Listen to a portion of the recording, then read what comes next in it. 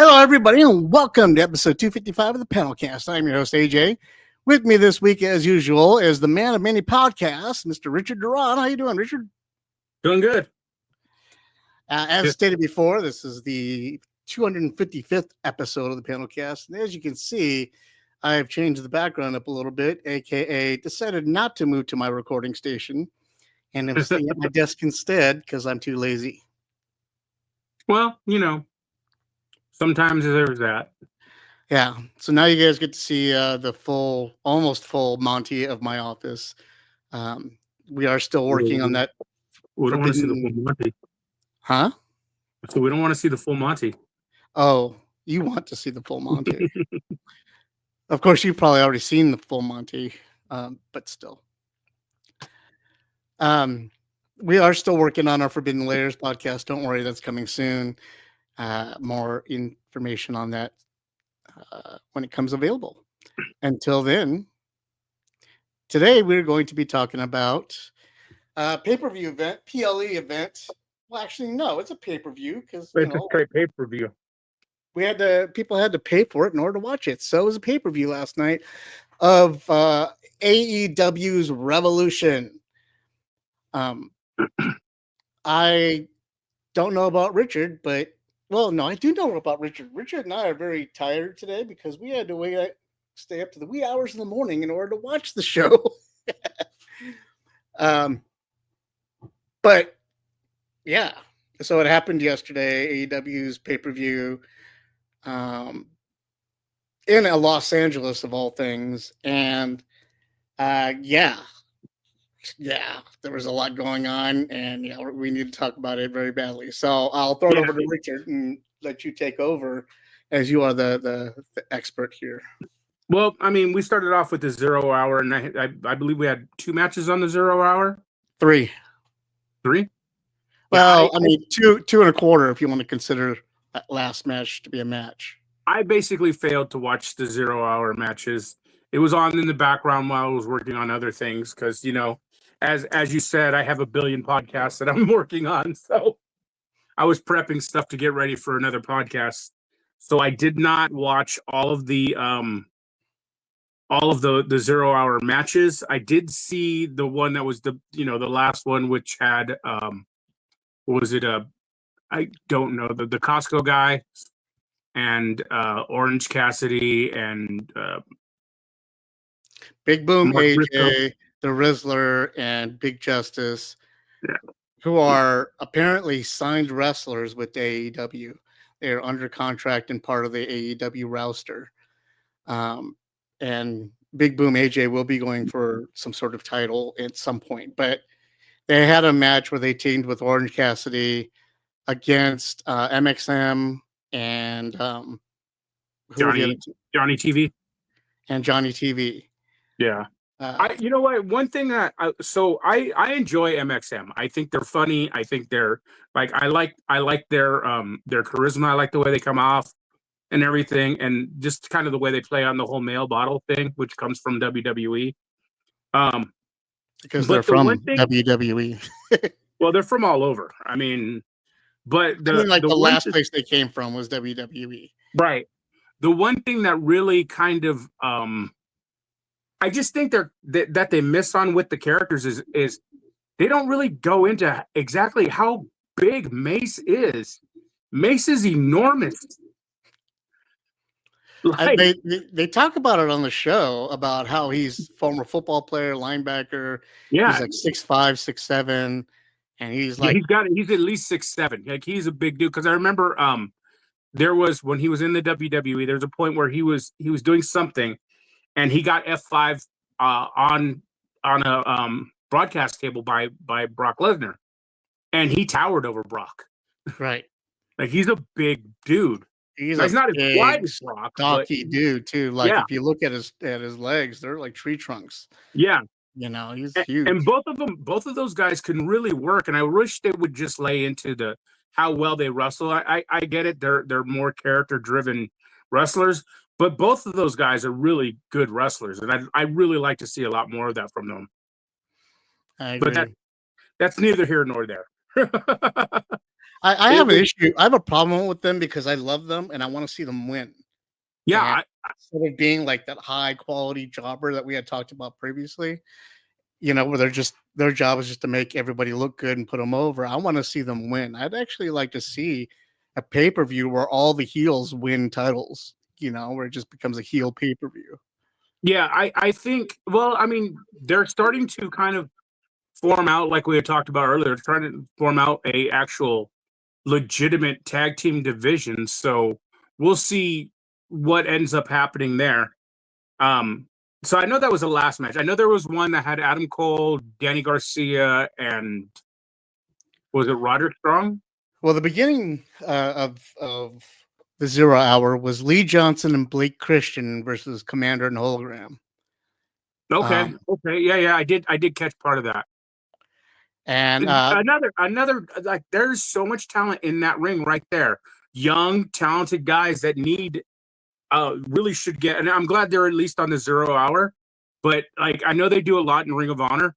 Um, I'd like to see them get some more matches because all four of those guys are solid wrestlers. yeah, they were doing good. Lee Johnson, as it is, has been doing a great job showing up all over the place anyway. Yeah. Uh, and Commander and But Hologram, they just had a program the day before on Saturday on Collision where they went against Mordos and Jalistico, and they had a good showing there on TV. So I don't know why they were put to a 0 hour, but it was still a good way to open, uh, you know, start the day with that wrestling match, I think. well, we'll go on. We'll go on a little further because there's a couple of matches that I thought were on the pay-per-view that we could have just completely omitted and gave more time to some of the other ones. But so Right. I kind of understand that. But yeah, there was some pure talent in that ring for that match. Like I said, I didn't really watch it. Lee Johnson is one that I wasn't the biggest fan of when in the beginning, but he's really winning me over. And so are the infantry, for that matter. I really like that. Was it Shane Taylor Enterprises? Is that what they're called? Shane Taylor Um, Promotions. yeah, I'm really liking that group they have together. Um, I Shane Taylor is actually he's a solid wrestler too. But he's actually a really good talker, and I hope in the future they allow him to talk. I'd like to see more from the infantry too. Like, let's Well, shore up that tag team is division. is Lee Johnson in No, the no, the he used to do it. He used to be with Shane Taylor Promotions though. is he? I think you're thinking about Lee Moriarty. But Lee Johnson and Shane Taylor used to be a tag team before Moriarty. It was Oh, okay. earlier in Ring of Honor, yeah. Okay. But like, that's I think Lee Johnson's biggest thing is he's not really a big talker, but in the ring, man, he is phenomenal. But he's also married to Julia right now, Julia Hart. Um, Right. so by association, he still gets to go to all the pay-per-views. In the next match, we had Daniel Garcia, Adam Cole, Kyle O'Reilly. I still get that O'Reilly, Auto Parts, uh, and Roderick Strong facing off against Shane Taylor Promotions. Okay, And yeah. Shane Taylor, Lee Moriarty, Carly Bravo, and Sean Dean. Yeah, Um, that whole Shane Taylor Promotions I really like, and the fact that they're feuding with the Kingdom right now, I think is unfortunate because I'd like to see them become a little bit stronger uh, to help. Like I said, sure up. Like we don't have a lot of heel tag teams that are very strong right now in AEW. You know, I mean, technically, I guess the Hurt Business are heels, but they're not if you look at their reaction. right. And honestly, I mean, what are they doing wrong? They're just doing what they're supposed to be doing, and Yeah, that they do what they do to win. you know. yeah, But exactly. that in that match, that saw uh, Garcia and the Undisputed Kingdom come over on top. I think this match should have been part of the pay per view, at least for Adam Cole's sake and the Undisputed Kingdom, especially considering Garcia has the belt right now, the ROH belt. No, Um, Garcia's the TNT champion. Oh, Garcia being the TNT champion Yeah, and it's Moriarty being the pure champion. Moriarty is the pure champion. They had a great match on Collision the day before. They should have had a belt for belt match on the pay-per-view today or yesterday, in my opinion. That would have been a great match Yeah. to defend both the TNT channel title championship and the ROH pure championship under pure rules. That would have been really cool match to see. Oh, you know what? You were right. I was wrong about Lee Johnson. He was in the tag team with QT Marshall, not with Shane Taylor. So when he was a heel, he was part of QT's faction for a while. Anyway, one time I'm right about wrestling over Richard. Will I win? But where's my no prize? They I get it, but the thing is that the pay-per-view was so stacked. Like I said, there was a couple of matches I think could have been omitted just because there was so like these matches, as we'll get into, were so heavy. It was a lot. Yeah. So and then came the fourth match, what was supposed to be the fourth match in the 0 hour. And that was Chris Jericho versus Gravity. That was not a match. That's when Jericho just like hit him with a bat or something like that. Yeah, Jericho and the whole Learning Tree group came on out and just beat the crap out of Gravity with a baseball bat and making sure that Bandito came out for the save, and he got his ass kicked by the baseball bat. And then the mom came out; she got hit with the baseball bat. Like everybody just got their ass kicked in that family because apparently this feud needs to continue. I'm waiting. What they need to do, or in my opinion, what should happen is Big Bill needs to turn babyface. He is over with crowds everywhere. People hate Jericho right now to the point that they keep chanting, "Please retire," which is, I mean, that's good heat. It really is. But the man needs a vacation. Like he really does. He really does. He's been on TV way too much. So I would like to see Big Bill turn on him and maybe do an injury angle or something where Jericho's gone for a little while. Give Jericho some. And I know the dude needs some time off. I mean, he's older than me, and he's been through it. So Right. I would like to see that. Plus, I think it would just benefit the guy. Big Bill as a baby face. Like I said, he's over with so many of the crowd. Like the dude's earned it. Like with all the trials and tribulations he's gone through in life, and for him to turn his life around and everything, like good on him, man. Really, honestly. Right. And I'm sure his new wife would appreciate it too. Yeah, probably. Any time to get off the mic and stop being embarrassed, I guess maybe. Who knows? But she's a great character in Ring of Honor, or she was. She is. She's a lot of fun in Ring of Honor. For Ring of Honor, I don't know. Yeah.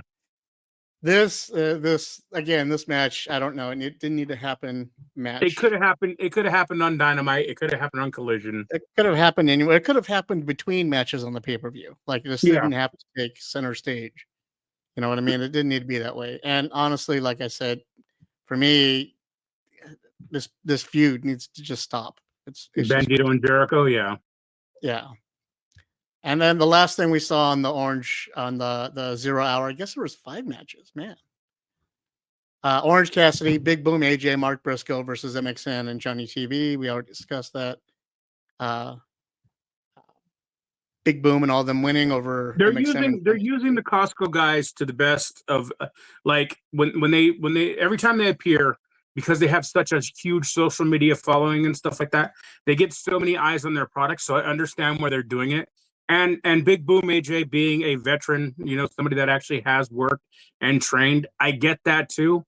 I mean, the crowd seemed to like it, so hey, who am I to complain? It's not for me, but a lot more people seem to like it than dislike it. So hey, can't argue with that. Can't argue with results.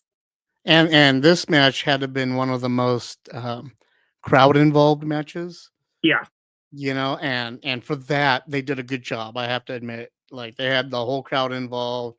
there were some antics going on outside. There were some Cookie antics going on outside, which that poor Cookie, I mean, his whole life was just wasted on TV. Just because Mansoor's on a diet doesn't mean anything. the the the gear that Big Boom was wearing had me cracking up with all the chocolate chip cookies all over it.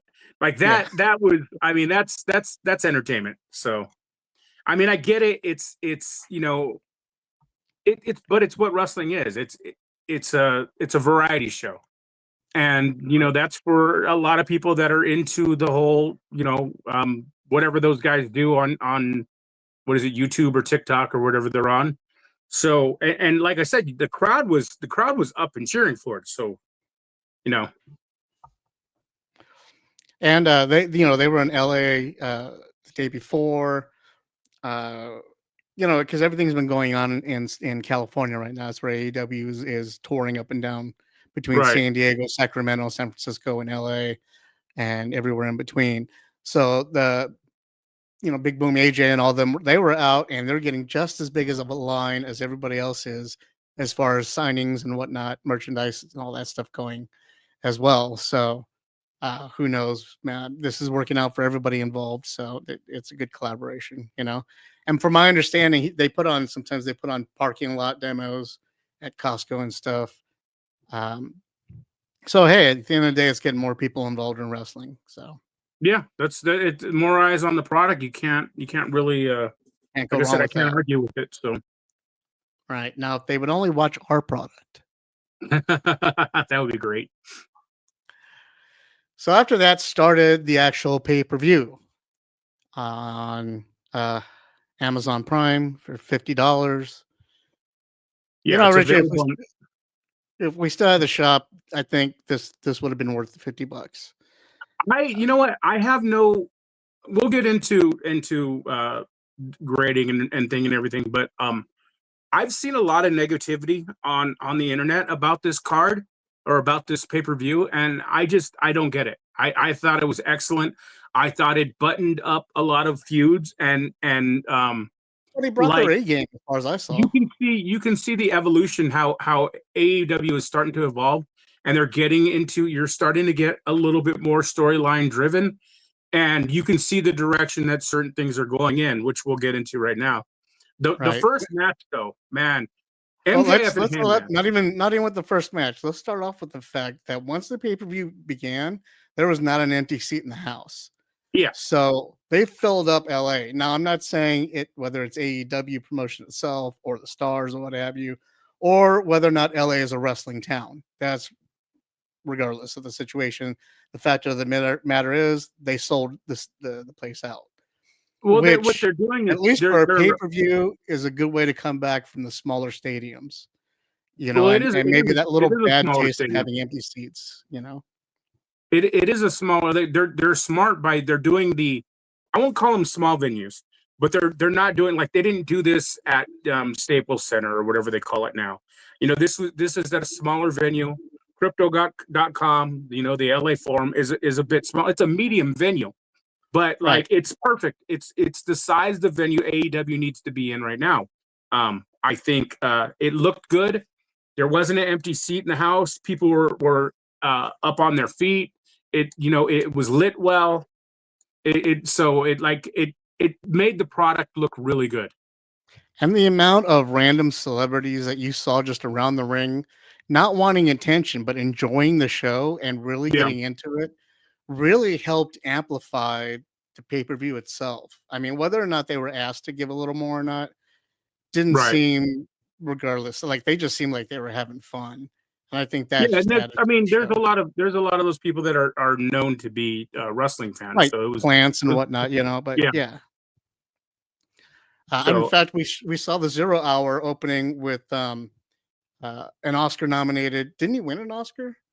Also, um, Hauser. I can't even remember his full name, he but won a Golden Globe. I don't know if he won an Oscar.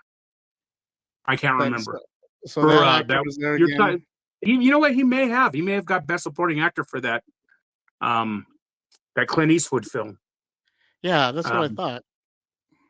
Yeah, I can't remember for sure if he won it or not, but yeah, I mean, he's wrestled. Um, he's actually wrestled a few matches and stuff like that, and he's a big AEW fan, big AEW supporter. So it's good to see them. They're getting maybe they don't get like the attention that WWE does, and they don't get the full on celebrities, but you know what? Maybe it's a niche product right now, but you can see how it's slowly evolving and getting bigger, and I enjoy it. Absolutely. And let's get started with it. The first match was Hangman Adam Page versus MJF in what had to be the best way to kick off a pay-per-view I've seen in a minute. Yeah, Um, your starting match is usually it sets your tempo. Like you either want to be in the starting match or the main event. So you want to be in the first match or the last match. And man, this set the tempo something fierce. This match was brutal. I mean, these guys laid into each other.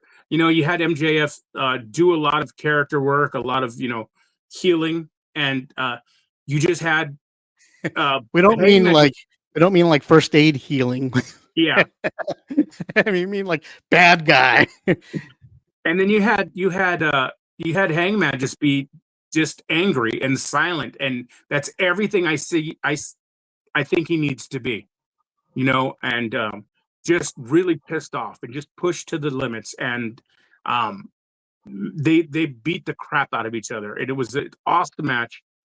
And it really could have gone either way. It didn't look like there was no one that was dominating. It wasn't like anything like that. These guys were laying it in on each other. Hangman really nailed him at one point in the match. And like I said, I thought it was an excellent match. Hangman getting the win, and I think Hangman needed to get that win. Honestly, He did, and MJF. I say what you will about him. He's been really putting out for the company lately, and I yeah, really appreciate the work that he's been putting in. Um, they both. I mean, he even got on the mic at one point, cursing out, dropping an F-bomb on TV. yeah. um, but that I'm surprised MJF still has a full beard. Like the way he was slammed on his face and then slid across his face like that. He should have road rash on it today. Yeah, that Angel's Wings that he did, Hangman doing an homage to Christopher Daniels. MJF landed directly on his face. That On his was face, no brutal. mercy given. Like it wasn't like you can't mistake that. Yeah, Like, yeah, that was they showed it on replay brutal. so many times. That was definitely brutal. Honestly, he could have pinned him there. But yeah, it was a solid. And like I said, I think Hangman needed the win more than MJF did. So because MJF is such a good heel, him getting into the any title picture with just his mouth is easy to do. One loss, I mean, he'll have a billion excuses why he lost. So it's not going to hurt him at all. It made Hangman look more dangerous, more focused, which is what I say have been missing from Hangman for a while. And he's looking like an angry cowboy, which I think suits him. Right. He's looking like he's getting into some cowboy shit, and that's what he needed. Yeah. And so, like I said, with this opening match, led to the theme throughout the entire pay-per-view, which was complete and utter violence. That's what we got. So moving into our second match, which will exemplify that a little bit more, Mercedes Moné versus Momo Watanabe. Man, Mercedes Moné took a beating and kept on coming. This is we're finally just seeing within the last couple of pay-per-views, the last few matches, Mercedes is finally getting her feet under her. Like I said, she had taken so much time off between when she left the WWE and then before she went to New Japan, and then getting injured, and then basically taking a year and a half off due to the injury. Like she had to get her feet under her, and she is firing on all cylinders now. And her matches are getting better and better every time. And Momo, like I said when she first appeared, I was like, Momo is no joke. Momo, I've seen her in Stardom. Momo can lay it in. Well, I And this thought, match, and somebody else on Bleacher Report mentioned it as well. I thought that Excalibur did a great job explaining Watanabe's baseball background, yeah, with her hitting and everything, to explain why, how she has like, such strong hits and strong movements and stuff like that. I right. thought that was a nice little tidbit of background information that he did there. Yeah, they're doing Um, AEW seems to be doing a lot better with that, with explaining who these wrestlers are coming in. They do it with video packages, and now you're having a lot of stuff done on commentary, like telling their backgrounds and stuff, which is one of the biggest things that people complaints that people had before was, they don't watch other products. They don't watch Japanese wrestling or lucha libre, so they don't know who some of these people are. So we're getting a lot more explanation, and I appreciate that. It's awesome, which just shows you another thing that AEW's been learning throughout the years. And man, this match was brutal. those kicks You to the know, face, yeah, you can't fake that. no, yeah, it um, was it was it was violent. It was snug. Um, I was impressed by both these women, and it looked like Mercedes just inched the win out. Which I mean, people are going to complain. They're going to talk about her, creative control and stuff like that. But I mean, you're not going to give the title to somebody that's not signed with your company. right. It just doesn't make sense to do that. And as soon as I knew they were fighting for the TBS title, I knew that either unless Momo had a short contract where she would be there for a while. If it was just a one-off, I didn't expect her to win the title. So, Yeah, but I expected unless her. they're going into like a forbidden door or something afterwards, Right. or where Mercedes going to be shortly traveling to Japan to get that title back. Yeah, they're not going to be giving over the TBS title to anybody not signed with the company right now. Right. So unfortunately, that does give it away. My problem with the match though was at the end, uh, when Monet was up on the ramp, and she just no sold the entire match.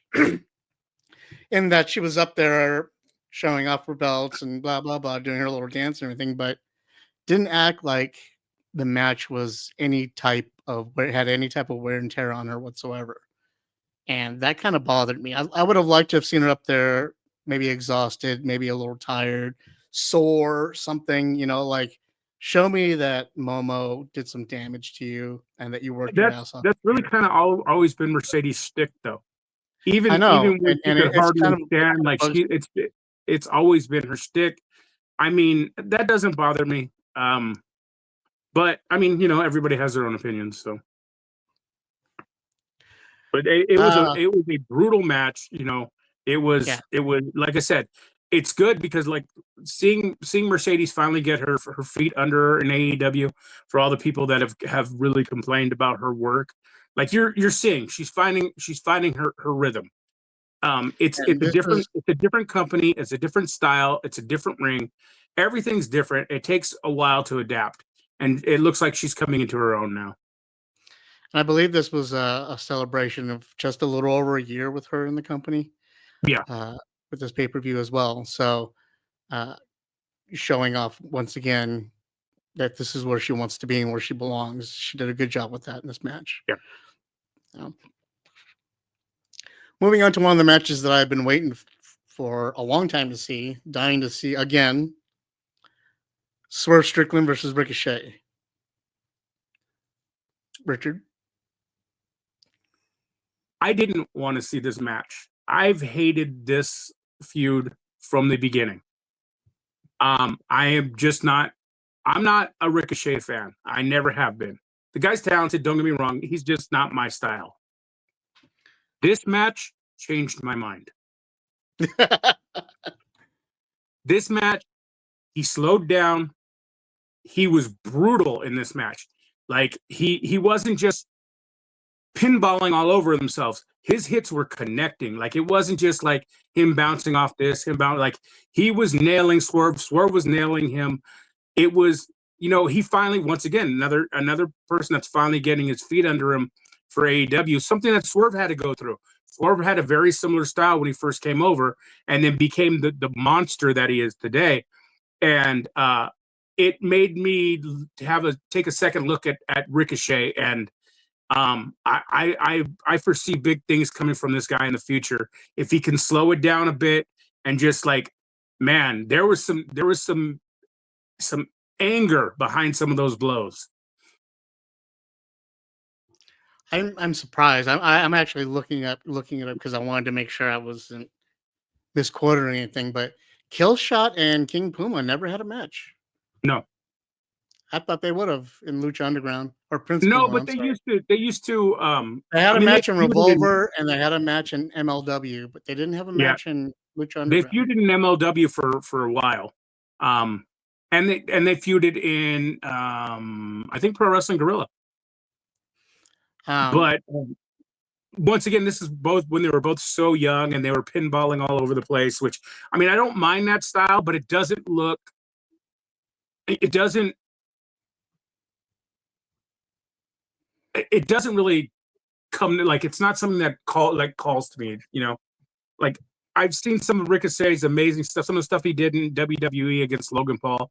Everybody's like, oh man, it's just acrobatics. It doesn't look like, it doesn't look brutal. This stuff looked brutal. It looked like there was a lot of ill intent behind these blows, and we were finally, and his promos throughout this feud have gotten better. He hasn't always been the best on the mic, but he's improved a lot. And I was just impressed by this match. It completely changed my thoughts on the feud, 100%. he came in with a totally different style of wrestling that I'm not used to seeing either one of them put on, and I Yeah, thought that was great in this match because they can both be aerialists when they want, right. but in this one they were just more interested in beating the shit out of each other. And And Swerve came in looking just like, when you looked at Swerve, you're looking at the guy and you're like, that guy is the face of AEW. Like, that guy is the or man Craven in AEW, or Craven. or Craven the But Hunter, like, one of the two. I've just been impressed, like how he's built his body, how he's built his look, his swagger, just everything about his presentation has gotten better and better. And like, Swerve is probably one of the best wrestlers in the business right now. Um, tell me, like, even that whole sequence of events that went and ended with Ricochet doing a DVD driver on Strickland on the outside of the ring. That whole sequence where he was just under attack by both Nana and Strickland. He's just Yeah, slapping both of them out of the air and beating them both. Made Ricochet look so awesome and so yeah, strong. Just that one segment that you finally realize, like, he's just not some aerialist kid that has nothing in his background. right. He knows what he's doing, you know, Yeah, and yeah. just That's in really, that, stuff like that is what made me change my mind on him. So I'm expecting some really good things in the future from him. as am I. Now, what had to have been a big disappointment for me is the next match. Um, Brody King versus Okada. This Okay, so this is one of the matches that I said they could have just omitted from the pay-per-view entirely. It was short. It was a waste of time. It Um, was. and it honestly, in my opinion, it hurt Brody. It Um, hurt both of them. yeah, and I get what it is. We'll talk about it later, or at least my thoughts where this is going to end up. But I just think it just didn't need to be on the pay-per-view. It was a waste of time. They didn't give it enough time, so it just made Brody look weak. And maybe Okada hasn't fully got his feet under him yet, which, I mean, is entirely possible because difference between American and Japanese wrestling is 100% different. But it was a waste. I didn't enjoy anything about it. The thing I had a problem with, there were two things. One was, how are you going to go and praise? I mean, they on live TV, how are you going to praise both Buddy Matthews and Brody King and tell them they're going to have great careers after Malachi Black leaves AEW, and then squash them in their next 2 matches. Yeah. That doesn't make any sense to me, and I'm sure you have a theory that we'll get into later, and that's fine. Right. But But my one thing that bothers me is how did the thing with Buddy not turn into a feud? Now I know Buddy's a little injured right now. It's a high ankle sprain. It's nothing horrible, and right, also went on his honeymoon. So, but you know, how did that not lead into a feud? right. And then on top of that, I had to give it up for Okada, and that I had never seen anybody pick up Brody Lee as much as he did Yeah. during the match. I mean, he's Well, Okada's most of the time on his shoulder. You know? yeah, Okada's a big boy, and he is a very strong. He's deceivingly strong and deceivingly big. A lot of people don't realize Okada's 6'4". Right. You know, you don't see that in a lot of, and he's 250 pounds, and he's a big, especially for a Japanese man. He's a big dude, but Right. I just think this was it was wrong. It was wrong for the pay-per-view. You could have given them more time on Collision or Dynamite. Give them a 2-segment match, and I think it would have come off better, because it would then you could have still defeated Brody, but you could have had him look a lot stronger than this. You could have had, I mean, the what you call it, the twin brothers are supposed to be coming back, and the Elite are supposed to be coming back at any time. They could have ran in and just punished Brody Lee just for the hell of it, and then that would have reintroduced them back to the show. If they would have went in there and punished Brody Lee, that would have been unfortunate. You don't do that to the dead. The point I'm trying to make is he could have lost that way and still save face. Yeah. I mean, but like I said, you could have put it on Dynamite or Collision and given him a longer match, and it would have been a lot better than this. This was it was a space filler. It was a way to take a breath. Right. But they could have done that with the next match and given that more time. The next match, speaking of which. Speaking of disappointments. Right. Well, in a way, the AEW World Tag Team Championship match showed the Outrunners versus the Hurt Syndicate. And if you think the Hurt Syndicate did anything different than anything they've ever done before, no, you're wrong. They came in the and Hurt. I mean, it made the Hurt Syndicate look dominating, like they want to. It did everything it was supposed to. I was disappointed, and it did kind of. I mean, the Outrunners had some moments. They had a couple little moments, but I don't think they were given enough to make them look strong, like they're going to be strong contenders. And I just think it was too short of a match. If you would have omitted Okada versus Brody and then just lengthened the tag team title by that much, I think it would have been a more entertaining match. But I mean, the Hurt Syndicate looked dominating. They were everything they need to be. They should be. The crowd is really into it. You hear the crowd chanting all the time. They hurt people. Like, I mean, they're over. Like they're and they couldn't be more over. I just think, and they don't need help in looking stronger, but the Outrunners do, because once again, you're trying to build a tag team division. And the Outrunners did do a good job. They had a mini comeback in the middle of the match. Yeah. So they did come off as being a little stronger than what we give them credit for normally. But at the same time, the way that they went down still made them look a little weaker, like what they should be. I mean, they're still a comedy act. They're still a good. Well, the one thing that did make them look a little strong is both men, when they were taken out in the end, they were both double teamed. So each man was double teamed in order to be taken out. So that made them. I mean, that was the big thing. Yeah. So that looks good on that end. But like I said, if it would have been just that much longer, if you would have took out the Brody King and Okada match, I think it would have been more impressive. I agree. Well, our next match was probably one of the best matches on the card, I have to say. If not on the card, at least one of the best matches in AEW for the past 18 months. And that is the Women's World Championship match with Timeless Toni Storm versus Mariah May. Richard has a lot to say.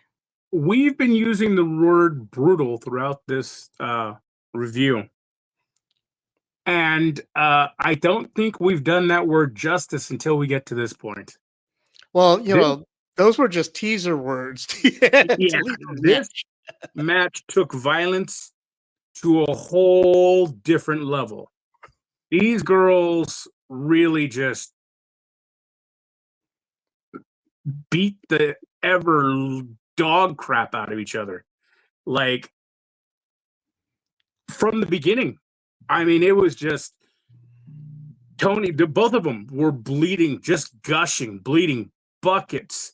We saw, I mean, the weapons we saw in this match were, like stuff that you've never seen in the United States in a women's match. Richard and I were texting each other back and forth, like, what the? Yeah, it was, it was a different level of brutality than I've ever seen it. The pile driver, or the what's it called, the Storm End or Storm Bringer or whatever. Zero. I can't remember.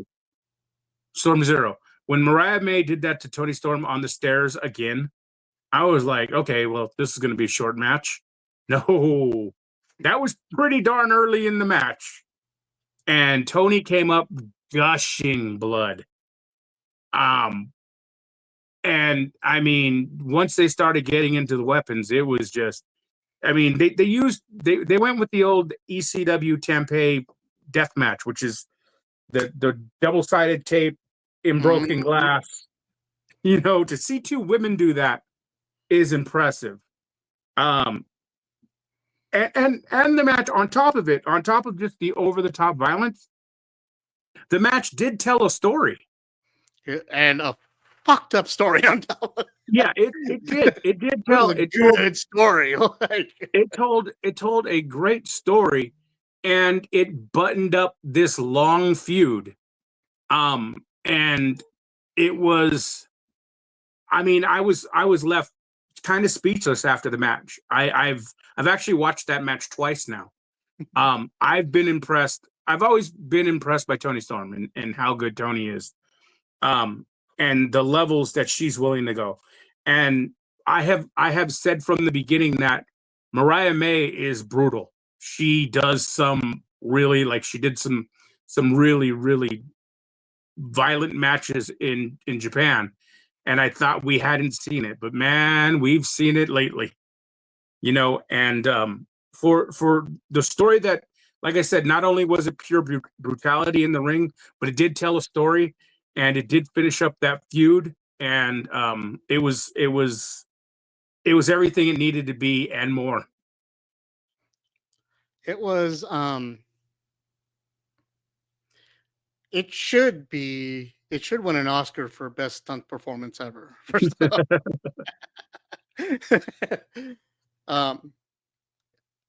I don't know, man. I'm gonna tell you right now. If you're a child and you're listening to this, or you're easily offended, plug your ears for the next 15, 30 seconds. Okay, starting now.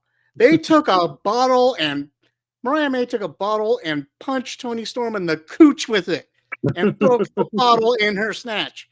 I don't understand. We all know it's sugar glass, okay? We get it, but come on, like, that was just, I mean, it may not have been sugar glass. I mean, it may not have been, you can do it. You can do it with real glass. What you do is you get it really cold, and you can crack it, and then when it gets to room temperature, it breaks easier. It's still real glass, but it wasn't the whole bottle. It's just the bottle top. Yeah. And when she gouged her with the neck of the bottle too, and she was still bleeding. So this match was just, it was. I mean, and they were gushing. They were. I mean, Mariah, Toni Storm, from the beginning of the match, when she got that Storm Zero on the steps, was bleeding so much. They kept having to stop and move the blood out of her eyes. And the ref kept checking on her, like, "Are you okay? Are you okay?" But Toni Storm, she's balls out. She doesn't care. She was just going at it. It was a brutal match, and usually when you have two matches, which we'll get into the next one, or when you have two matches in a pay-per-view or on the same show, that have blood, I usually think it's a bit much. I think it brings down one of them. It brings down the value of one of them. I don't think that happened in this. And like I said, this match was it was awe striking. It told a story. It did, in my opinion, it did everything it needed to do, and it made Mariah look very, very strong, very tough. And it made Tony look dominating. It almost makes up for. There was a lot of people complaining out in the wrestling world today about how the lack of a women's match in the 0 hour really brought down the pay-per-view to them, and some of them complaining. And I'm like, did you not see the Tony Storm Mariah May match? Because that makes up for anything else. Because we have never seen a women's match this bloody, this violent, this brutal before. And we had 2 solid women's matches that got time. Right.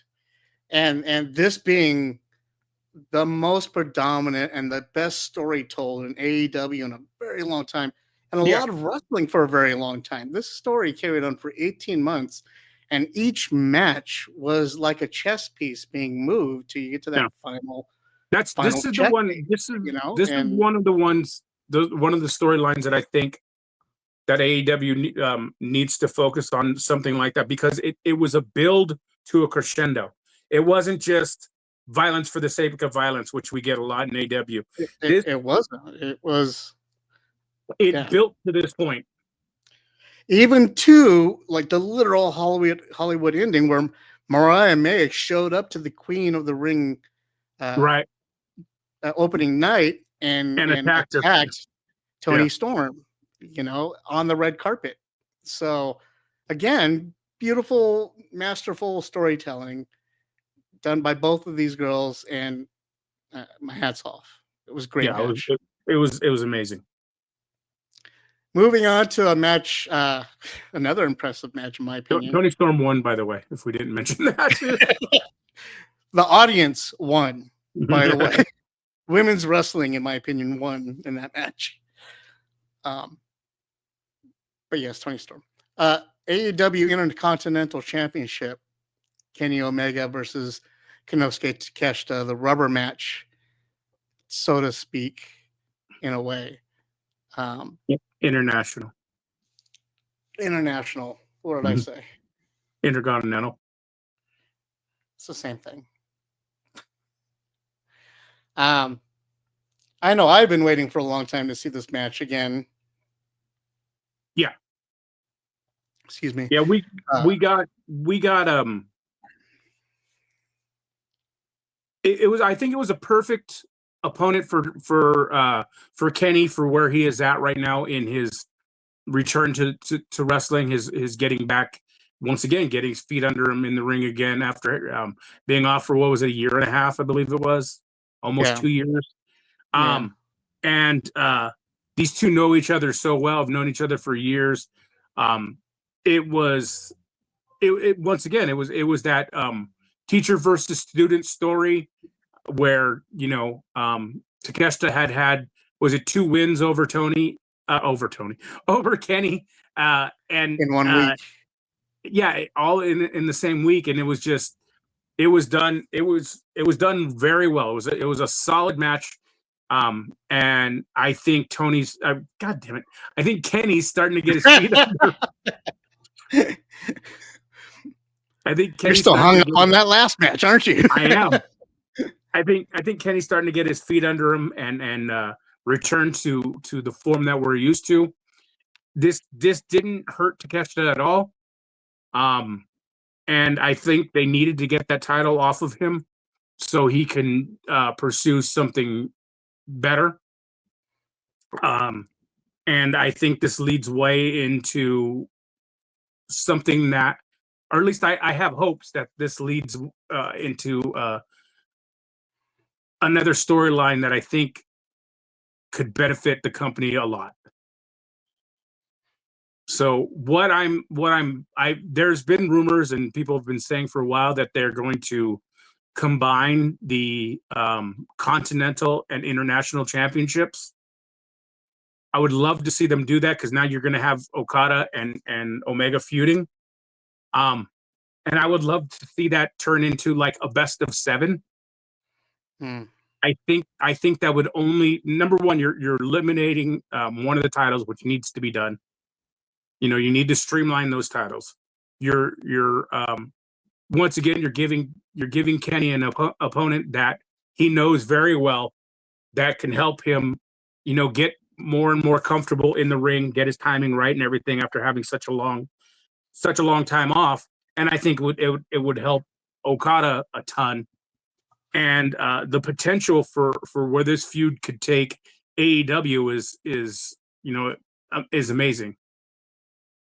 So I'm hoping that it turns into something and not just like a one-off or anything like that. I'd like to see it be like I said, a best of 7, like a long feud, maybe even maybe up to a year-long feud, which we don't get really, other than what we just had, Mariah May and Tony Storm.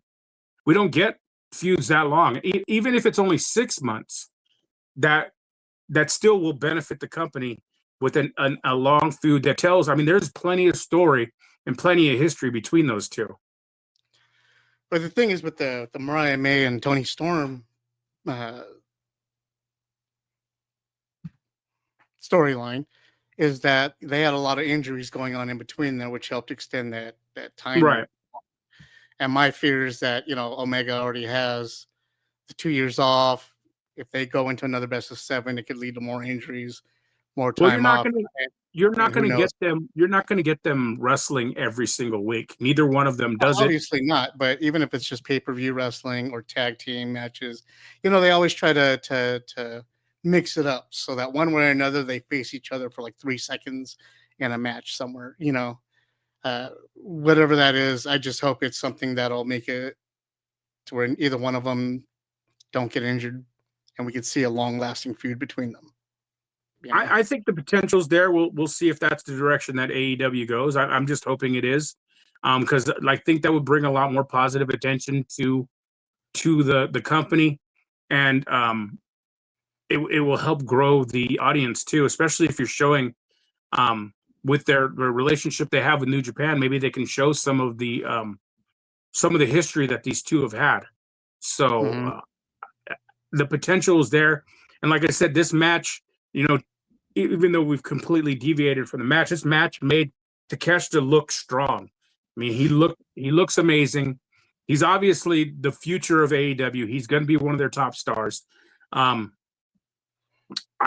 like him with Don Callis because they got somebody with them that's a solid mouthpiece. And I just think they're just barely scratching the surface with them. And he's got so much potential. I'd like to see him get a title that actually means something. I'd like to see maybe he can make the TNT title actually mean something. Or even get him in the tag team division. I mean, I don't think it's necessary. I hate single stars in the tag team division, but he should be looking into more of a title that means something. The international title just has this. Both the international and the continental titles have this mystique around them, where they're just kind of fluff titles. And which one is the one that Orange Cassidy had? The international. No, continental. Okay, that one, because he defended it every week. He went on tour with it. He defended it everywhere. To where he was just to the point of exhaustion. He have it like 300 days or something like that. Right. I thought he did a good job bringing prestige to that title and its defenses. And Okada's been sitting on it. Yeah, and then it went to Okada, and then it did nothing. It was like given to him as a reward to coming to the company, and then forgotten about. Yeah, that's why I think a long feud between Omega and Okada for that title, like I said, you combine them, figure out which one is going to be a long feud for the title. It's going to make it actually valuable and mean something. I thought that with Omega winning the international title, that would mean he would go on tour with it, or he would go touring internationally, and we'd see him in different organizations defending it against other people. That would be cool too, because that's what Konosuke was doing at the same time, I think. Yeah, he defended in Japan. He defended, yeah. Well, either way, But this match was phenomenal match, yeah, and those two work easily, really well together. yeah, they do a really good job of putting each other over. Master and student, they just work really well together. And any of Kenny Omega's matches, in my opinion, are just top notch. Once he gets out of his routine, um, I think they're all great. And this And one was no this is exception. another match where Kenny slowed because Takeshita is a bigger dude and he is deceivingly big. Like I know you see when you see him on TV. I've actually been in an elevator with Takeshita. He is a big dude, and like Kenny slowed down and really like it was a lot of striking in this match more than the jumping around and the stuff that we're used to and it really like I said it made Takeshita look very dangerous. Overall, this entire pay per view did not have a lot of lucha high flying around like we used to No, see. This no, match, this entire pay per view, like I said, the minute that Moxley walked out, or was it? No, sorry, not Moxley. The minute that we had Cowboy Shit MJ, showing up, yeah, MJF. From then on, it stopped being wrestling and just became a brutal display of violence in this pay per view. Uh, Continuing on with our next match, and what was my favorite match of the night, in my opinion, that was just my favorite match of the night. The steel cage yeah. match, This was an amazing match, but mine's still the women's match. But Osprey yeah, this versus match, Fletcher. Oh, in the steel cage. and it told a story. They both slowed down. It was violent. It was man. They used the cage. I mean, you name it. Oh, That cage almost pinned himself. Like the cage was going to pin them at some point. I fully expected it to lay over and get the count of 3 on either it's the one of them. first time in a long time that I've seen the cage be utilized as a legitimate weapon in a match. Like Yes, not just it's been where a minute. you get one or two quick spots or something like that. No, they utilize this cage a lot. He did an Oscutter off the fan. Yeah, He jumped onto it and launched off of it to do an Oscutter. Like that's fully utilizing the cage, not just to scrape up your opponent and throw them against. yeah, No, they were using it as like an extension of the ring ropes, you exactly. know, Yeah, and they included it in their story and made it a part of the story, and that's what was so great about the match. Like it wasn't just a steel cage match; it was damn. it was what a steel cage match should be. It was the blow off match of a feud. It was a way to end a feud, and it was beautiful. It was art. It was done And like I bloody. said. There was blood and violence, and it didn't seem over the top even after what Mariah May and Tony Storm did. Like I said, usually that in my mind that cancels itself out with two bloody matches. Didn't take away from either match to me. That Spanish fly off the top of the cage Was is one of the awesome. most amazing, like awesomely stupid things I've ever seen.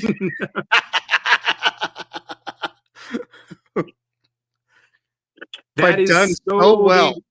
oh yeah. I mean, it plays well into the match and everything. It was just, I mean, as you know, in 20 years they're going to regret that, but hey man, it did what it needed to do. I mean, if that's something you do once in your career, great, but man, and that wasn't even the end. That's what was great. I love when Fletcher walks in with the black bag and just dumps thumbtacks everywhere. Like, Yeah. really, dude? There wasn't enough blood in the match already? For Fletcher to be on his knees after that Spanish fly and proclaim his hatred towards Kenny, just screaming at him, I fucking hate you, I hate your guts. And for Osprey to come off with that hidden blade, which was not a hidden blade, and No, that was a well. That was he nailed him like that. Like there was no slapping of the thigh. There was none of that. When he hit him square in the face, and that echoed. He nailed him, and it was a way you want to see a feud ended. It was great. I mean, there he is. You have to, if you didn't watch it, you have to picture Kyle Fletcher sitting there on the floor, covered in blood, on his knees, and he's like, "Fuck yeah, that's gonna hit me!" You know, he knew the end was there, and he was just like, "End it. I'm done. I'm tired. This is over. Just end it. We're done." And it was just great storytelling. Great. Yeah. And then here comes Ospreay. Wham! Just knocks him on the ground. I would be surprised if he didn't knock him out with that. Like he nailed him. They were laying on each other for a minute. Yeah. Yeah, that was taking the art of what a steel cage match is supposed to be and actually doing it. It wasn't violence for the sake of violence. It was like you said, it was an extension of the ring. It was an extension of them. It was used as a weapon like it's supposed to be. It was everything that I like about steel cage matches. And man, what a way to end a feud. I loved Mark Davis getting the cage door to the face. That was not a soft hit. No, not at all. Yeah. Oh, which match? Was it this match where Fletcher did the brain buster on the chair? It was. Yeah, Fletcher did a brain buster on the chair on the outside with Ospreay. No. I don't think that was in this match. Yeah, it was inside, but it was inside the ring. I was thinking about the one outside the ring. Okay. Which I was like, they didn't leave the cage.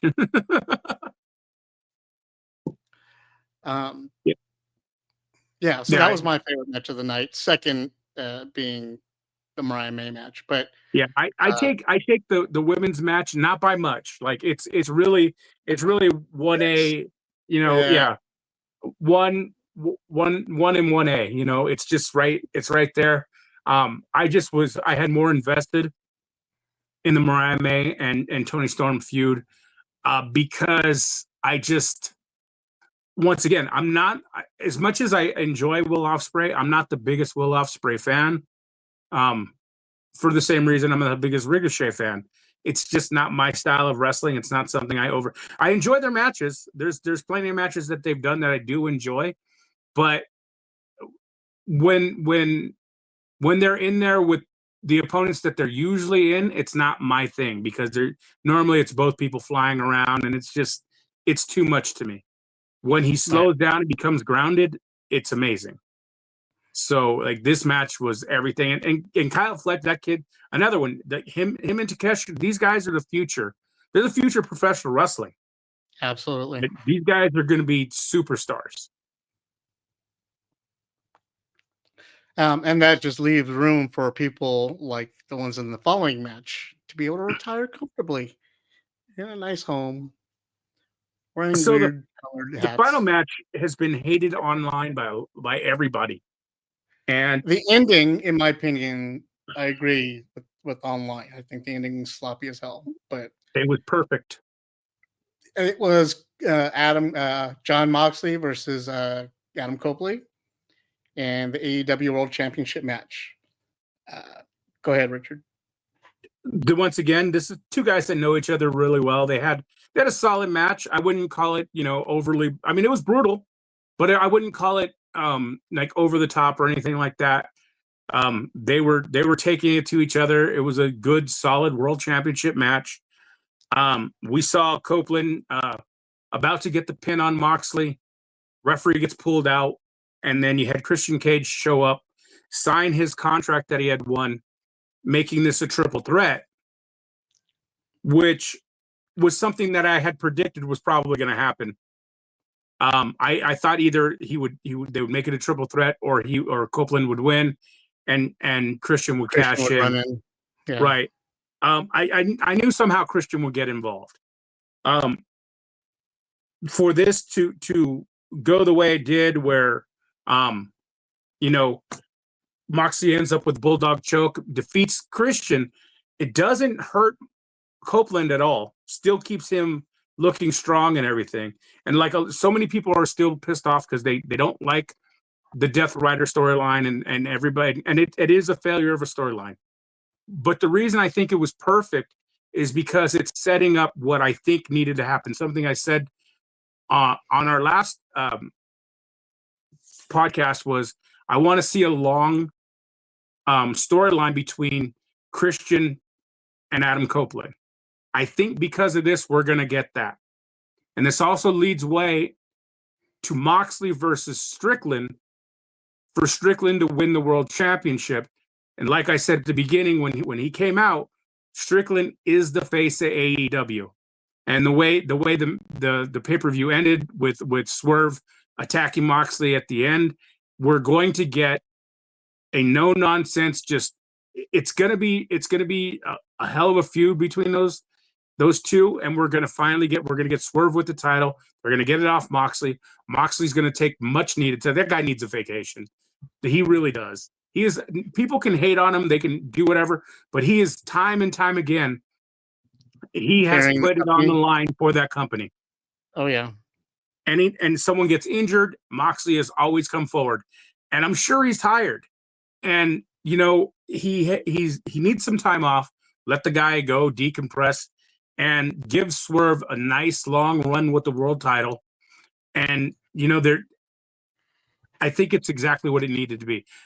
For it won't be too long of a run though, because Swerve blew his eardrum in that match. Eardrum, that's not a big deal.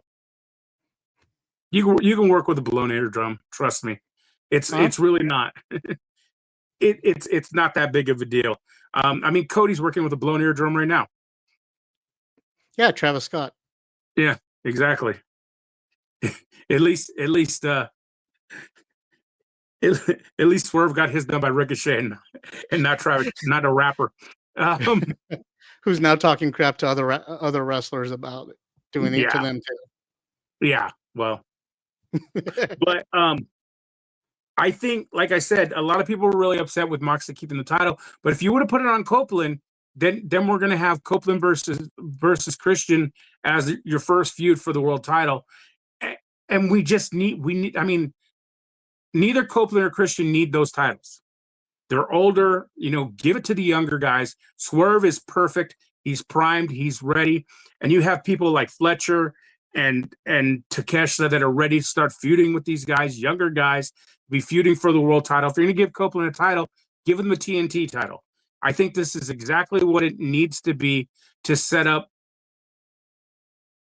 the face of the company, to go the younger route and stop pulling in all these WWE guys that are at the end of their career, which I don't mind that, but they also shouldn't be the ones headlining the pay-per-views. You know, we don't need to see Jericho have another run with a world title. Moxley's a little bit younger, so I don't mind Moxley winning. I wouldn't mind Claudio winning it. But like to have like Copeland or Christian, somebody like that win it, it's just not. It's not the direction you want to go in. Mm-hmm. So I think it was exactly what it needed to be. Sure, it ruffles some feathers.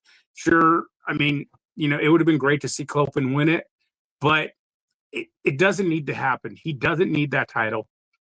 And you know, I'm sure they want to build these younger talents. And like I said, Swerve Strickland, for better or for worse, Swerve Strickland over Kenny Omega, over Will Ospreay, over Okada, over Hangman, is the face of AEW. And Hangman and Strickland are gonna be the Stone Cold and Rock of AEW.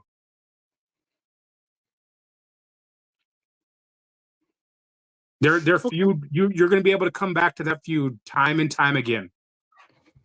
I just don't. I think that the whole contract in the clipboard thing was just wasted, or at least kept around too long, in my opinion. It was a waste of a storyline. I don't think they had any real direction on what to do with it. I think they So were trying to just do the whole Money in the Bank thing, whatever it right, is. which I mean, every company now does. I mean, TNT. I mean, Right. yeah, TNA does it. Like everybody does it. I think this was the perfect way just for it to disappear. And that's fine. That's great. Because it was just so annoying. It just seemed like a letdown. But okay, so pay-per-view, we pretty much covered, right? So let's go to the Yeah. after show, the wrap up. What did you think overall? What do you want to see coming forward down the line? Where do you think AEW should go from here? Well, You like I saw the said, media scrum, I'm presuming. no, I didn't see the media scrum. I never Okay, watched those things. huh? They're so contrived; it's just not worth it. I thought you were into the media scrums before, but I used to be, but now they're not. Like they're just so.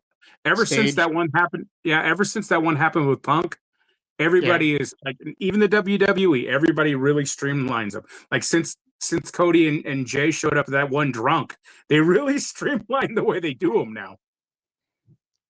So I it's not as entertaining as it used to be. Every now and then you'll get Ted, but everybody stays in character, and it's contrived. It's very staged. So I don't really get into those. But I think overall the pay-per-view did what it needed to do. We saw they buttoned up some storylines, and they're showing that there is a path for a very strong future. Like I said, what can happen with Swerve and Moxley and turning that into Swerve having a world title run, it has great potential. The potential of Omega and Okada as a feud has great potential. What the Hurt Syndicate's doing, as long as they keep building these tag teams, that their Hurt Syndicate's so over right now. To build the underneath tag teams is what they need to do. Like you can have the Hurt Syndicate wrestle once a month, and or just have them wrestle local talent here and there, and build up other tag teams for them to go against. They should really need to be working on what are they called? The Death Machine. I always get it wrong. Is it Death Machines? Murder the Machine? Murder Machine. murder I always call them machines. Death Yeah, Machine. Murder Machines. They really work on the Murder Machine because they work well together. We finally seen a Brian Cage that once again slowed down and is showing his brutal power. And we're getting a Lance Archer that is starting to look like the potential that he's had for 20 years. right. And I'd like to see them build that tag team up. And that could be a good feud for the Hurt Syndicate because they don't dwarf them like they do everybody else in AEW. I don't want to see the Bucks versus the Hurt Syndicate. It's gonna look like two grown men taking on, preschoolers. Right. So the potential to build that tag team division. What they've done with Mercedes is finally get her feet under her. There's potential for a lot of women. They're slowly starting to get the women's division going. We have some hiccups here and there. We're going to see the return of Sky Blue soon. We've got Julia Hart, who's back, who's been doing phenomenal since she's come back. They've brought in some other talents, so I think we're going to see something happen there. Billy Stark's got the call, right? So she's in AEW now, so she's going to start going for the belt. So that'll be nice to see. We saw her at the end of the pay-per-view showing up, watching what's going on. We've seen her for the past couple of weeks showing up on AEW TV. Yeah, and I think her and Mercedes would have an amazing feud. Yeah, she's off ROH now, so that'll be a great new, great person, new person. I'd like to see them bring. I understand what they're doing in Ring of Honor, but Athena needs to be on AEW television. Like she is so good, and just being like, I get it because she's working with a lot of the younger girls and stuff like that in Ring of Honor. But I mean, Athena and Toni Storm, Athena and Mercedes. I feel we're being robbed of those matches. I agree. So I'd like to see them focus. in the future on the women's. Like I said, build that women's division, build the tag team division. There's potential for so many. You know, you have MJF who is just a superstar right now, so he could pretty much feud with any solid babyface out there, any good guy out there. You know, his feuds are always good. Same thing with Hangman. Hangman can feud with any actually good guy or bad guy. Hangman is basically the Steve Austin of AEW, and that's the way they need to present him, where he just doesn't really get along with anybody, and but isn't exactly a bad guy. You know what I'm saying? Have him be that right. It's the anti-hero. That's fine. Yeah, have him be that anti-hero, and I think that's the right place for Hangman to be. And like, there's so much potential. It's just like there's potential there, and they've kind of shifted and are starting to right the ship compared to where they were veering for a good year and a half, where they were kind of veering off course. It looks like they're tightening up. They're doing a lot better on their storytelling. They're booking better venues. So I'm just hopeful that in the future they just keep going the way they're going. What did you think about the interview that came at the beginning between the 0 hour and the opening match of the pay-per-view, where they interviewed the cast of Queen of the Ring, and one of the actresses was like, well, you know, one of the first things they teach you is that you guys know who's going to win and who's going to lose before the match even begins. So that's not what she said, and everybody took it wrong. So you're going to tell me I didn't hear what I heard and read what I read? Correct. Okay. Then tell me. What I'm telling you is you misunderstood what she was saying. What she said is, you already know you're winning, which means you know you're doing better than people think you are, is what she meant. That's and not what she said, though. No, people just misinterpret, because she said you already know you're winning. So it's easy to misinterpret it. But that's what she was going. Even Camille, who is a professional wrestler, who is friends with her, and talked about it. She's like, people are just misunderstanding the way she said it. And when you have a camera shoved in your face, it's a complete misunderstanding of what she was intending. She's a professional actor that's been in over 30 movies. She's used to having a camera in her face at live events. With the script in your hand. Even before she knew a script beforehand. It's once again, with the script in your hand. It's not like even Burgerland had the script before she knew the questions before they were asked. They rehearsed it before they went out in front of the camera. That's what Kelly Burgerland posted on her Instagram. They already knew all these things were coming. It was simple. She didn't read the line properly. That's what happened. She didn't read it properly. She didn't emote the way she was supposed to. She acted it poorly. Right. It's not that she wasn't demeaning wrestling. And I'm not saying she was demeaning wrestling. I'm saying in just in that statement alone, she kind of, I don't know. Everybody is saying that I think it was worded like passed it all by, but I think it was worded horribly. Yeah, is what it was. What I think the sad thing is, I believe she was trying to defend AEW from all the haters. And when she said, you know, you're winning, she meant the company is doing better than all the haters believe. But it was just worded horribly. Yeah. Well, it just came off like she's saying, well, you know if you're winning or not, you know? Yeah. And she needs to come back out and say either an apology or reword that, you know, what she meant. But right now, I would I would stand up for that and just be full heel. Come out with like MJF or something, like just turn it completely heel. Exactly.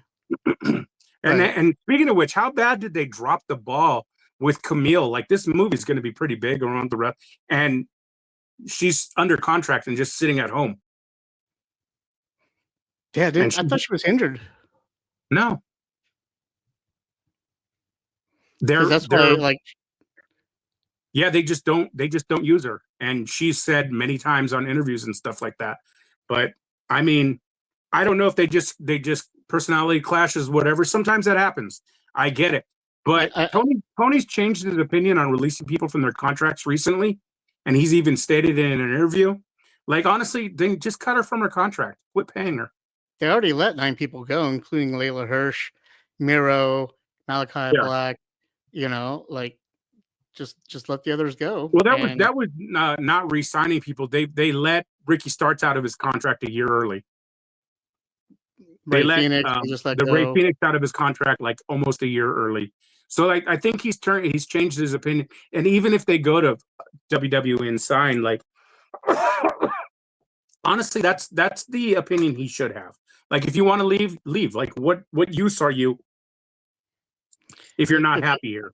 Yeah, if you're not going to be happy here, if you're not going to, that's one of the reasons why I love Will Ospreay. Say what you will about him, he's flippy floppy, all that stuff. Great. When that man's in the ring, he loves it. He is in Yeah. love with what he's doing at all times. Yeah, And no, 100%. in the interview with that we had talked For about, family. yeah, he even says right there, he gave a reason why he didn't go to WWE, Yeah. and I fully support that reason. He just sat up and said, "Look, uh, I get to spend time with my son. I get 3 Yeah. days with my son a week, and that's more Yeah, important to me his than big anything else thing in the is world right now."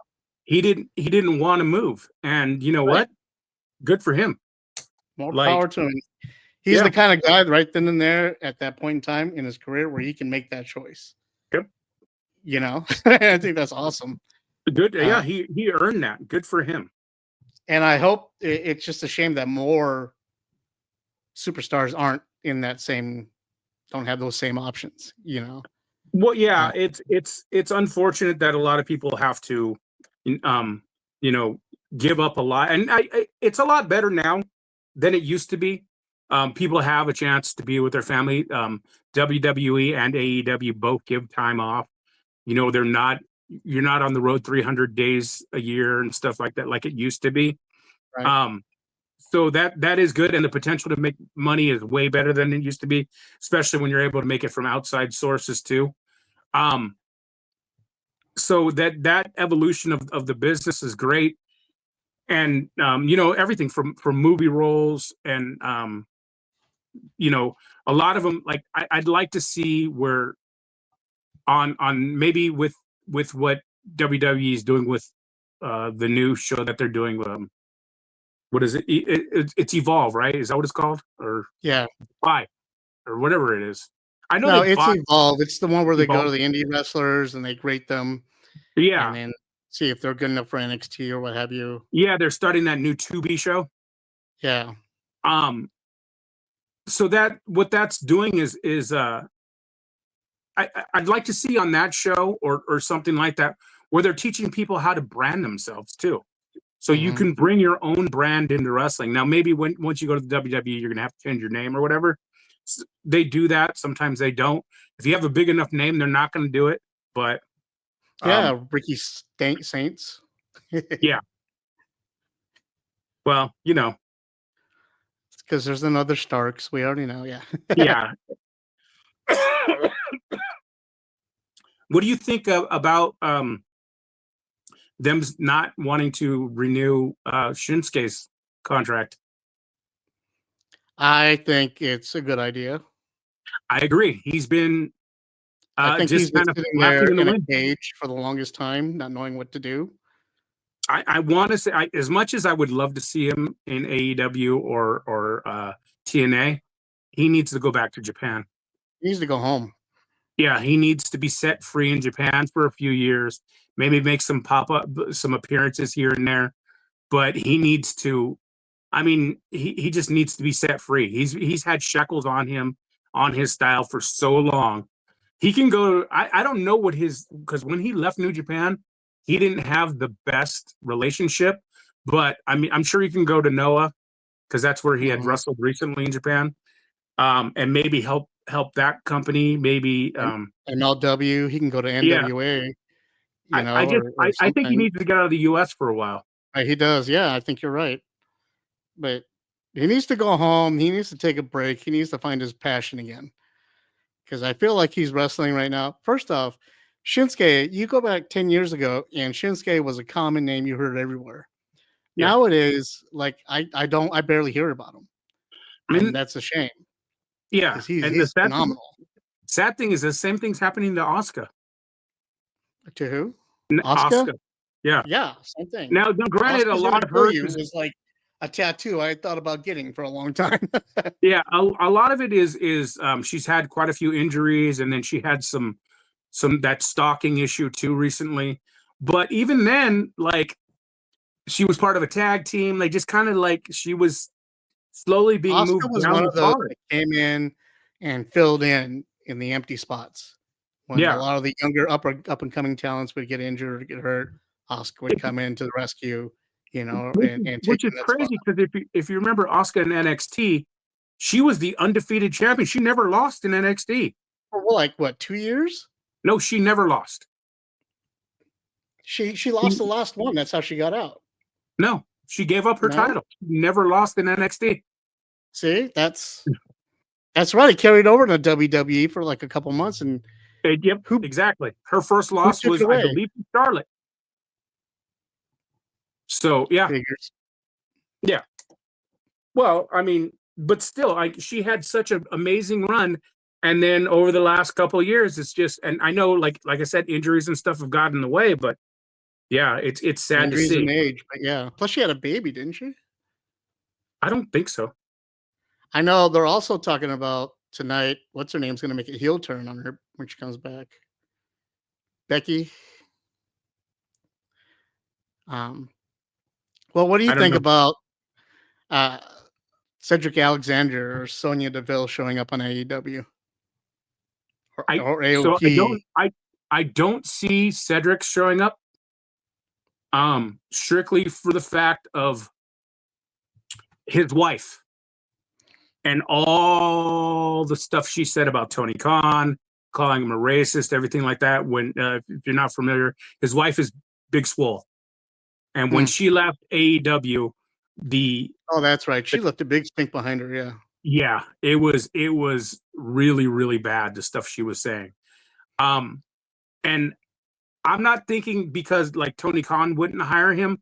I'm thinking it would look bad to his wife if he were to go to that company. You have to, even if you don't agree with her, you still have to support or have your wife's back. And if that's the But way she felt as a husband, I don't think he would want to go there. As much as I would love to see him there, Cedric Alexander is an untapped talent. he is a I'd love to natural see him. untapped talent. That's sad Yeah, too. He's I so would love good. to see him. I would love to see him go to TNA. Um, because I think TNA has so much potential too as another company, even MLW. Both those companies like are getting stronger, and that only helps wrestling in general. And as far as Sonya Deville, I mean, I would love to see her in AEW. I would love to see her help flush out, help build that women's brand. She is once again untapped. She is so good. She's a good character. She is a solid talker, and she's a good wrestler. Like He can she's all hook back around up talent. with Ruby Riot once Ruby Riot comes back in. Yeah, I would love to see her. Um, because she was just kind of wasting away in WWE because they didn't know what to do with her. Something similar that's happening to Shayna Baszler. Shayna Baszler is a monster, and they're just so misusing her. The problem is that when they both came out of the closet, they didn't know really what to do with them. They put them in matches to say, look, we support the lesbians, and then after a while, it was like, well, but we want to support these other girls more. They knew Sonya was gay before they even signed her. She said it during Right. what was she on, Tough Enough or whatever show she was on. It was Tough Enough she was on. But I mean, it's stupid. It's dumb. And honestly, if you watch her TikToks and Instagrams, Sonya's hilarious. Her and her wife are hilarious. They crack Um, me up. yeah. So I'm looking over all the releases. Authors of Pain. Right. I'd like to see them in AEW. I think they do good in the tag teams against the big guys. Um, and of course they'd bring Paul Ellering, and with I thought his daughter was She's in Ring of Honor. she's in Ring of Honor, so that would work out perfect. You know, we talked about Cedric Alexander and Sonya Deville. Blair Davenport has already been a part of AEW, Right. being good friends with Tony Storm. I could see something coming from there. Yeah, Blair right now, I believe she's dealing with visa issues. Same Um, thing with Jamie Hayter right now. Isla Dawn, I'm not too familiar with. Giovanni Vinci, I'm not too familiar with. Isla Dawn is she Killer Kelly? I think she is. She is a very good wrestler. Once again, I think she's probably going to go back to Europe, though. I believe, at least for a while. But I'd like to see her pop up. You know, she'll probably pop up in something like MLW, maybe NWA, probably tour the independents for a while before signing with any one company. And we know the Good Brothers are already headed back to TNA.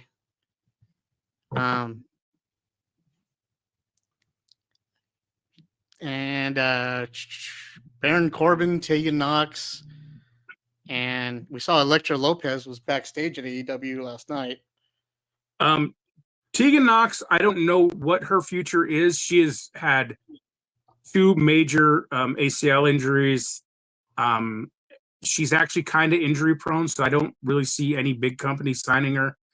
Maybe she'd have to hit the independents for a while. Baron Corbin is doing. He did Bloodsport. He's hit a few of those smaller shows and stuff like that.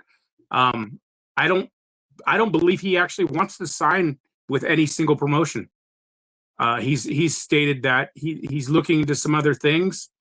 He may want to do a cooking show. He wants to do some acting. He wants to tour around and do a lot of the independents because all he's known is the WWE. So right. And the NFL. Right. So I think he's going to take some time and just kind of do the filling out process.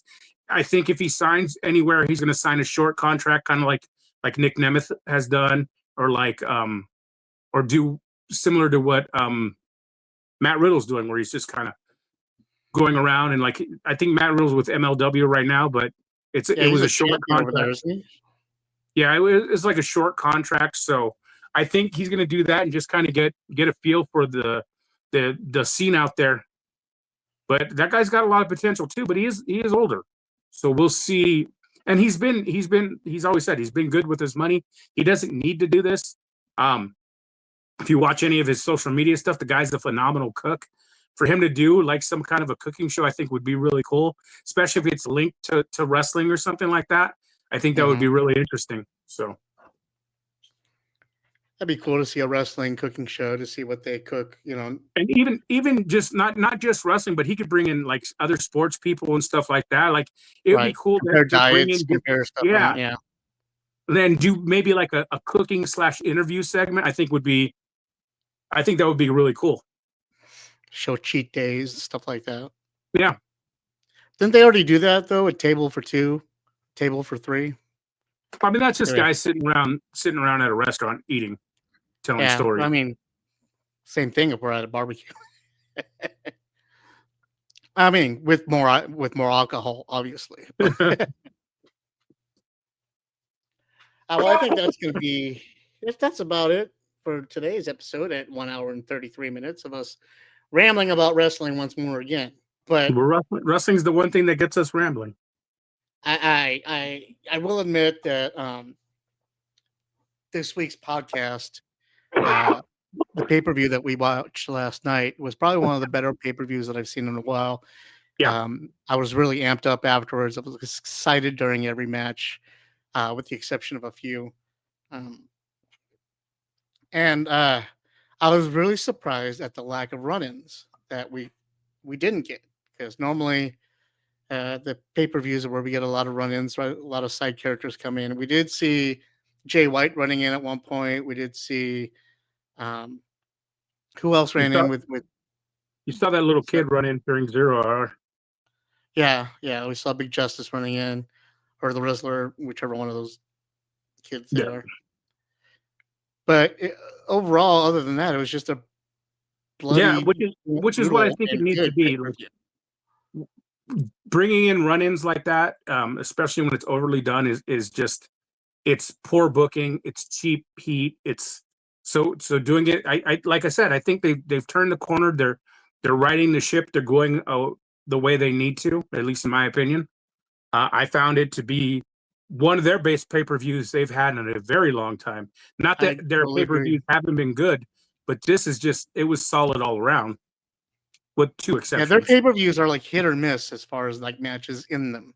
Right. Like as a totality, you'll get some good matches and you'll get some bad matches. This was like 90% awesome, Yeah. you know, and yeah, it's like one of those movies that's just wall to wall, balls out action, and Yeah. And like, and I've seen a lot of the naysayers online and stuff like that, and I get it. It's not for everyone. It was like I said, usually AEW teeters for my taste, because I'm not really into the flippy stuff. But like I said, Ricochet managed to shut me the hell up. So that's rare. You know how hard it is to get Richard to shut up. especially when Normally it's it takes an wrestling. illness or food, and even then he talks through Exactly. it. Yeah, I can't say enough good things about the pay-per-view. If you get a chance, watch the replay. If not, who cares? Let us know if your thoughts or opinions vary or you share the same, please, on any social media network that you find us on. We crave your opinions and your attention and your money and your love and your children. I I, don't, I, I I need a teenager to mow my lawn, don't. please. Just mow my lawn, that's all. And maybe paint the house too. So as we're heading out, AJ, what do we have coming up? This week on Saturday is going to be a very entertaining day where a bunch of us are just going to be laying around drunk. I think there's more to it. Some of them might try drawing. We might get around to it. Just I a don't bunch of know. scribbles. I might just write AJ on the camera and be done with it. This Saturday is the March into Madness live drawing event that will be hosted on ForbiddenPanel.com, YouTube, and Instagram, and the Facebooks.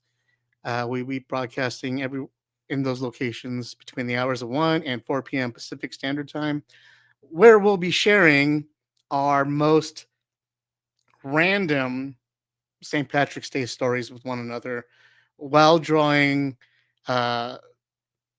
leprechauns in their awkward situations that they tend to get into. Now, I All did miss this, the Valentine's Day show, and I know we were supposed to talk about Valentine's Day stories and stuff like that, and I said I had none. But working at bars for over 30 years, I got some. I definitely have some St. Patrick's Day stories. And those stories will be sure to increase as we'll be sitting here with drinking Guinness and partaking in any other things that might be green, including kelp and seaweed. Sure. Because Definitely I will weed. have some sushi here. Anyway, the point of the matter is we're just going to try to have fun because right now the world is shit. And anytime you step outside or look outside at anything that isn't pre-scheduled, it's just not something you want to share or enjoy or can. So we want to schedule some happy laughter for you. Come on board between 1 p.m. 4 p.m. Pacific Standard Time this Saturday, March 15th, March into Madness. We'll all be there just having fun. Hopefully you will be too. Until then, that's Richard. Richard, how many podcasts are you on this week? I don't know if I will be. I mean, you can always find me on the Shadow Nose Network on YouTube, on Instagram, and I know they're on Rumble and Facebook. They have the live show on Wednesday, which is Toy Box Chronicles, which I appear on quite often. There's also the Friday live show, which is Pixels, Plastic, and Ink, which I appear on from time to time. And every Saturday, myself and Alexander Storr do a G.I. Joe focused podcast called The Tribunal, which we talk all things G.I. Joe. It's a new show we just launched last week. I have a question. On the advertisement, it says featuring Alexander Storm and Richard. Yes. Do you not have a last name? No. Okay, I'm just It, checking. So Richard is the new brand. it's like Jesus. Okay, but not. Right. Like Can it Madonna. be like Ginger Jesus? Yes. Go see Ginger Jesus now live at the Shadow Nose Network on YouTube. Yeah, so Richard is all over I the don't think they place. know my last name, honestly. I just noticed it the other day. I was like, okay, so does Richard not get a last name on the show yet? Like, how many Well, episodes before he gets a because last name? I think it's because if you look at the screen, that's all I've always put when I enter the thing. It What just says are always you says holding in Richard your hand, sir? Paintbrush. Oh, okay. Oh, but I was pointing at the name tag when you go into SteamYard. It's always just my first name, and I think that's what they're used to. So Well, there you go. The Richard, wherever you can find the Richard, that's where he will exactly. be. I am only here on Forbidden Panel, so there you go. Hopefully, we see you guys on March 15th. If not, then we'll definitely see you here next Monday or Tuesday when we do our show. The one time I can get Richard alone. That So sounds until very next week, inappropriate. until then, we will. Yeah, I guess we'll catch you later. I guess supposedly or something. I don't know. I can't find the outro video, so